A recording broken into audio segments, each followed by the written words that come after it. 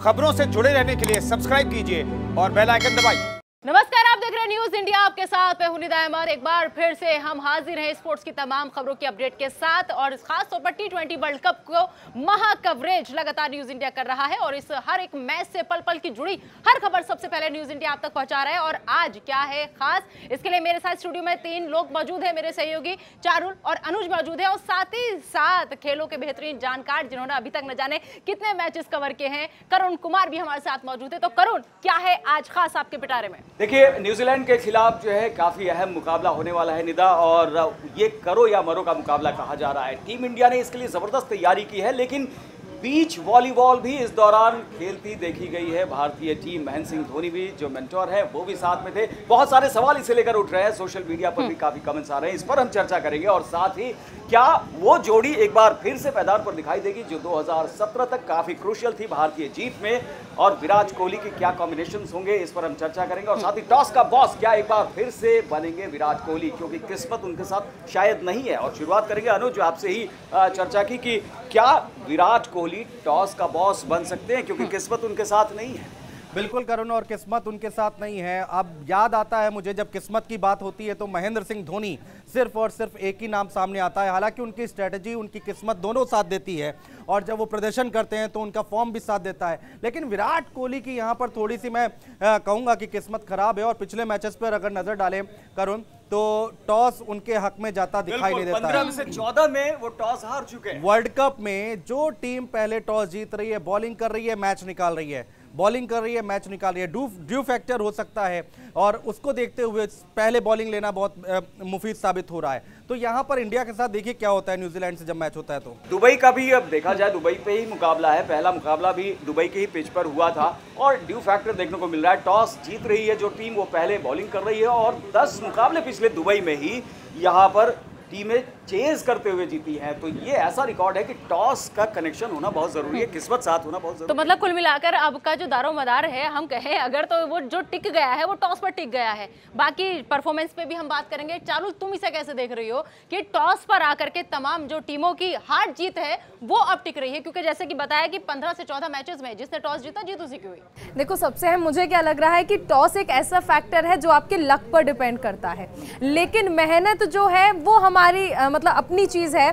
जैसे अगर हम देखें, हम दोनों ही टीमों की बात कर ले, न्यूजीलैंड की और भारत की, दोनों की बल्लेबाजी जो है वो बहुत ज्यादा अच्छी नहीं है, जिसमें सुधार किया जा सकता है। लेकिन टॉस में टॉस कौन जीतता है ये पूरी तरह से लक पर ही डिपेंड रहेगा। नहीं तो किस्मत, आप किस्मत को अपने पक्ष में तभी करते हैं चारुल जब आप पूरी तरीके से तैयार रहते हैं। ड्यू फैक्टर पहले भी चर्चा करते रहे कि काफी अहम होने वाला है और ड्यू फैक्टर के लिए एनसीए में ट्रेनिंग खास तौर पर दी जाती रही है। समय के साथ ये माना जा रहा था कि शायद ये अभी कम हो, कुछ कम होने की बात भी हो रही है, लेकिन अभी भी एक काफी क्रूशियल है। और पिछले 2 साल की बात कर ले, विराट कोहली के हम लोग किस्मत की बात कर रहे थे, तो सबसे ज्यादा बार टॉस हारने वाले वो कप्तान है दुनिया के। बिल्कुल। लेकिन आपने ट्रेनिंग की बात की यहाँ पर, लेकिन ट्रेनिंग से आपको नहीं लगता कल जिस तरीके से एकदम आराम की मुद्रा में हमें सारे खिलाड़ी नजर आए? आपने देखा कि ये वक्त है, इस वक्त प्रैक्टिस का बहुत ज्यादा, लेकिन जितने हमारे प्लेयर्स हैं सब ऐसे नहीं लग रहा कि बहुत ज्यादा रिलैक्स्ड हो गए हैं। और ये सवाल इसीलिए उठ रहा है, सोशल मीडिया पर देखिए ये सवाल भी उठ रहा है कि भाई आप मैच हार के आए हो, न्यूजीलैंड के साथ मुकाबला करो या मरो का मुकाबला है, आपको एक भी पल नहीं गंवाना है। जो भी खामियां थी उस खामियों को दुरुस्त करो, आप नेट्स पर जाओ, प्रैक्टिस करो और छोटी छोटी बारीक चीजें जो कि काफी क्रूशियल होती है मैच में, उन खामियों को, उन कमियों को दूर करो। आप क्या कर रहे हैं? बीच वॉलीबॉल खेल रहे हैं, यानी कि रिलैक्स कर रहे हैं। भाई ये चीज तब होती है जब आप मैच जीत जाते हो, जब कोई खामी नजर नहीं आए, कोई कमी नजर नहीं आए, तब जाकर खेलते हो। महेंद्र सिंह धोनी वो भी एक साइड दिखाई पड़े, विराट कोहली के साथ थे, श्रेयस अय्यर भी साथ में थे और दूसरी तरफ जो है। लेकिन इस चीज को हम ऐसे भी तो देख सकते हैं चारुल और अनुज के, कई बार ऐसा होता है कि माइंड पे प्रेशर इतना ज्यादा हो जाता है, दबाव की स्थिति में हम लोग आ जाते हैं कि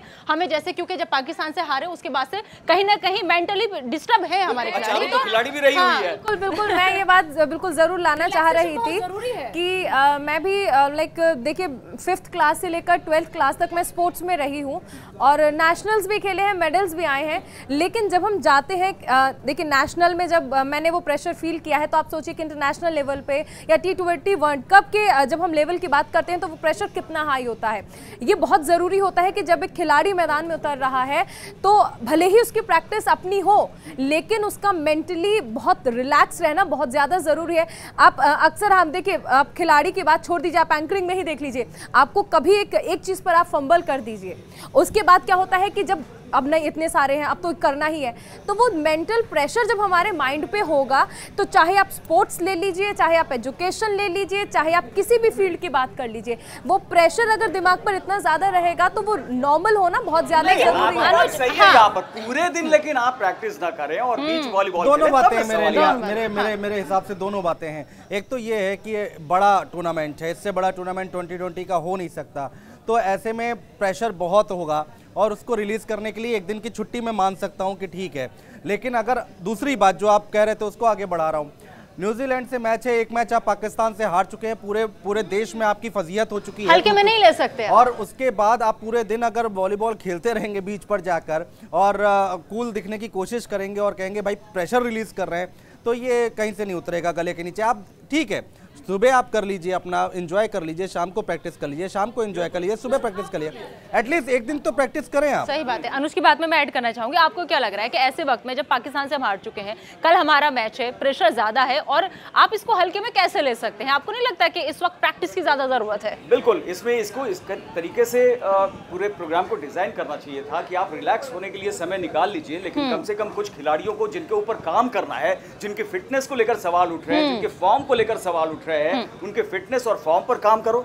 आप उनको दूसरी जगह ले जाओ, उनको कम से कम ये दिखाओ कि भाई ये गलती थी और आप रिलैक्स हो जाओ, तो उसके बाद जो है इस पर भी काम कर लो। तो सारी चीजों के लिए एक तय समय होना चाहिए। पूरा दिन अगर आप निकाल देंगे, उसमें कोई प्रैक्टिस नहीं होगी, तो फिर सवाल उठेंगे। और इसीलिए चारुल से एक बार फिर मैं यही जानना चाहूंगा कि एक खिलाड़ी होने के नाते क्या उसके ऊपर ये दायित्व तो नहीं होता है कि वो रिलैक्स तो करे, लेकिन दिमाग में कहीं ना कहीं वो बात चलती रहे कि एक क्रूशियल मुकाबला, करो या मरो का मुकाबला, अगर आप ये हार जाते हैं तो एक तरीके से सेमीफाइनल की दौड़ से बाहर हो जाएंगे। वर्ल्ड कप का स्टेज है और वहां पर आप ऐसा लग रहा है कि एंजॉय करने के, आप रिलैक्स कीजिए, नॉकआउट प्रेशर को लूज मत कीजिए। माना जा रहा है कि ये चीज ऐड कर देता हूं, वर्ल्ड कप में इंडिया कभी जीती भी नहीं है न्यूजीलैंड से, ये भी एक रिकॉर्ड है। और ऐसे वक्त में भी आप इतने रिलैक्स मोड में जाएंगे तो सवाल खड़े होंगे। चलो देखिए, जब आप एक बार, मुझे ऐसा लगता है कि जिस तरह भी आपने करुण जी जिक्र किया कि ऐसा कर लेते कि मॉर्निंग में आप वॉलीबॉल खेल लेते, बीच वॉलीबॉल, शाम को आप प्रैक्टिस कर सकते थे, ये चीज हो सकती थी।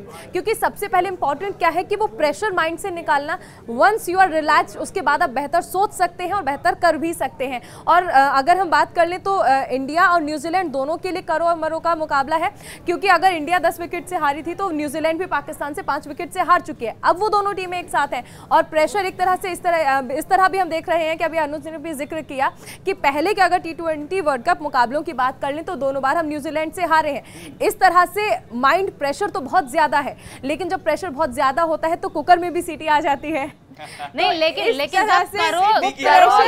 लेकिन वो सुनाई पड़ती है, आवाज भी सबको सुनाई पड़ रही है। लेकिन सवाल यही है कि जब करो या मरो की स्थिति हमारे सामने होती है, जब एक बार हार के सामने पे हम ट्रॉल हो चुके हैं, हमारे फैंस हमसे नाराज हैं और हमारे फैंस को अभी भी हमसे बहुत उम्मीद है कि हम आगे बेहतर करेंगे या जो वो हार हुई है उसकी भरपाई जीत के पूरी करेंगे। और ऐसे वक्त में जब आपके मुकाबले आपके सामने न्यूजीलैंड की टीम हो तो आप इतने रिलैक्स कैसे जा सकते हैं? इसका मतलब कि आपके ऊपर किसी तरह का कोई प्रेशर नहीं, या फिर अनुज ये किसी तरह का धोनी की रणनीति का हिस्सा भी हो सकता है?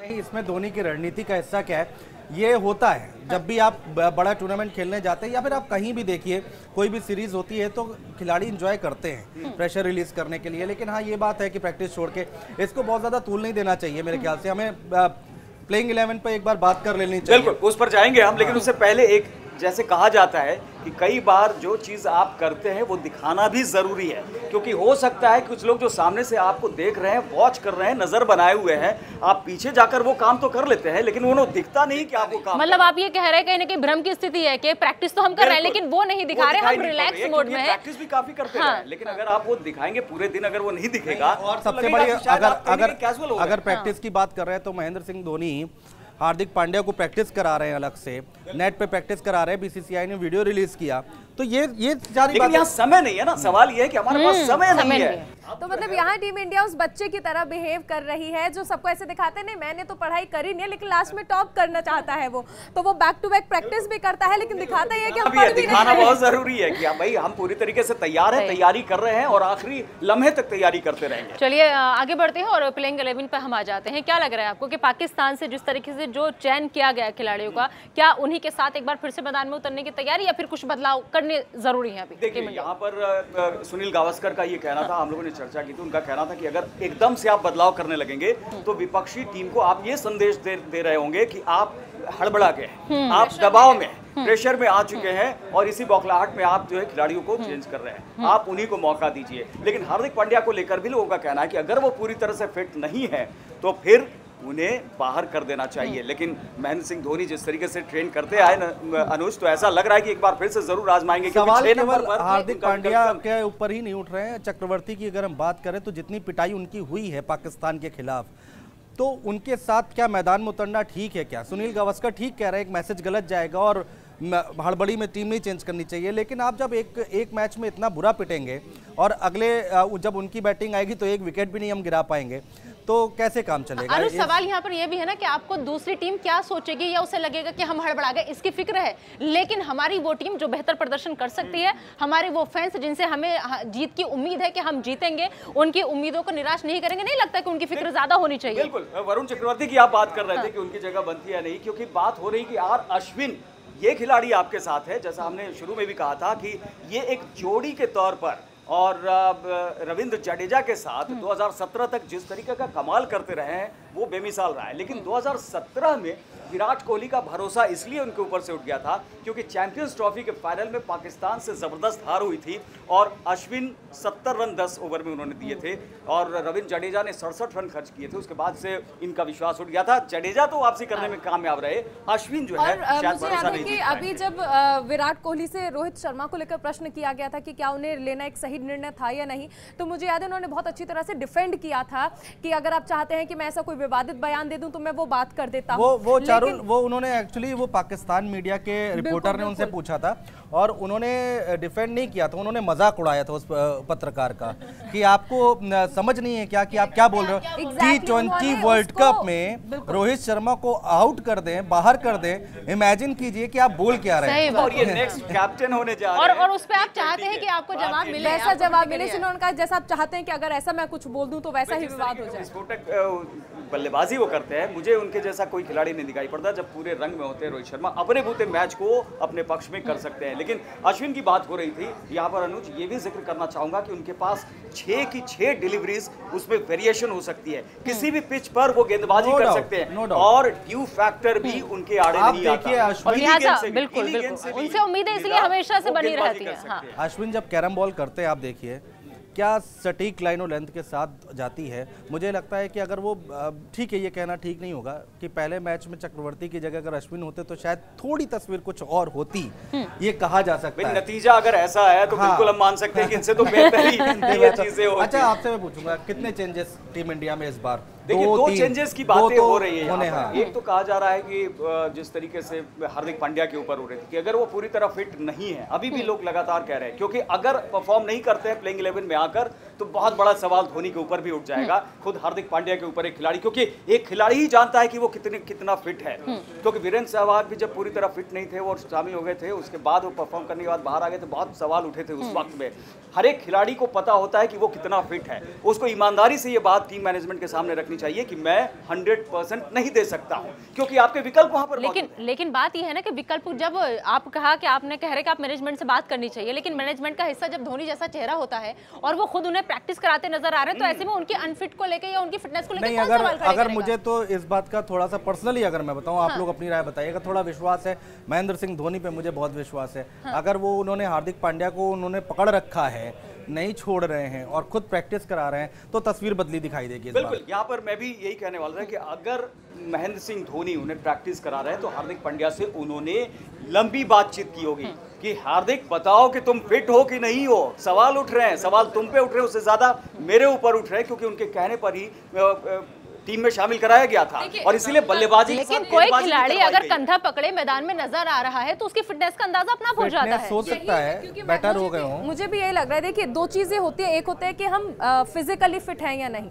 फिजिकली अगर वो फिट हैं और उसमें कोई कमी, देखिए बॉलिंग के तरीके में अगर कोई कमी है, बैटिंग के तरीके में अगर ऐसी चीजें हैं तो वो सही कराई जा सकती है। लेकिन फिजिकल फिटनेस यहाँ पर इंपॉर्टेंट है कि अगर फिजिकली वो फिट है। वो बैक इंजरी थी और वो बैक सर्जरी के बाद जो है ना, उसके बाद से उनके इंजरी पर लगातार पांड्या अगर टीम में रहते हैं और अगर वो फिट है तो आप इमेजिन करिए, और अगर वो फॉर्म में है तो बैटिंग करते हैं। आपने याद होगा पहले भी T20 मैचेस में लास्ट में जाके वो छक्के मार के इंडिया ऑस्ट्रेलिया हार रहे थे, 4 छक्के मारे थे ऑस्ट्रेलिया के खिलाफ। देखिए अभी लास्ट में उन्होंने मारा है, छक्के मारे थे।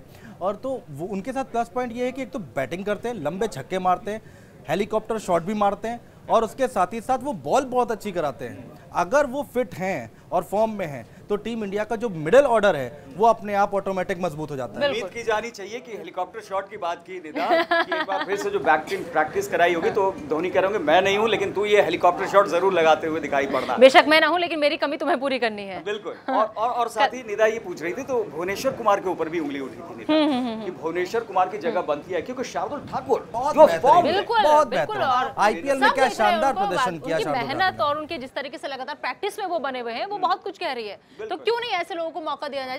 और ये होता है जब आप एक खिलाड़ी इंजर्ड है, आपका एक खिलाड़ी जख्मी है, आपका एक खिलाड़ी बता रहे कि अनफिट है, लोग सवाल उठा रहे हैं लेकिन आप उनको तो मौका दे रहे हैं। ऐसे में वो लोग जो अपने इंतजार में बैठे हैं कि हमारा नंबर कब आएगा, नहीं लगता कि बाकी खिलाड़ियों का मनोबल टूटता है। बिल्कुल फेवरेटिज्म से हटकर यहाँ पर डिसीजन लेने की जरूरत है। बिल्कुल। एक बात तो यहाँ पर लगती है जो भुवनेश्वर कुमार जैसे खिलाड़ियों के पक्ष में जाती है अनुज, ये है कि जब बड़े टूर्नामेंट्स होते हैं तो जो अनुभव होता है, जो खिलाड़ी अनुभवी होता है उसको तरजीह दी जाती है। शायद इसी वजह से कि अगर इस मैच में नहीं किया तो अनुभव की बदौलत वो वहां से सीख कर अगले मैच में वो डबल योगदान कर देगा। और बट 11 के साथ 4 को एक्स्ट्रा क्यों बिठाया जाता है? इसलिए बिठाया जाता है कि इन्फॉर्म होने के बावजूद बाहर रखे गए होंगे क्योंकि वो बड़े मैच के, चूंकि भुवनेश्वर कुमार अपनी क्षमता पहले दिखा चुके हैं, इसकी वजह से रखा गया होगा, वरना कोई और कारण नहीं बनता है कि प्लेइंग 11 और दूसरी बात ये भी है करुण और निदा, चारुल, कि आईपीएल में खेलना, अच्छा प्रदर्शन करना एक अलग बात है।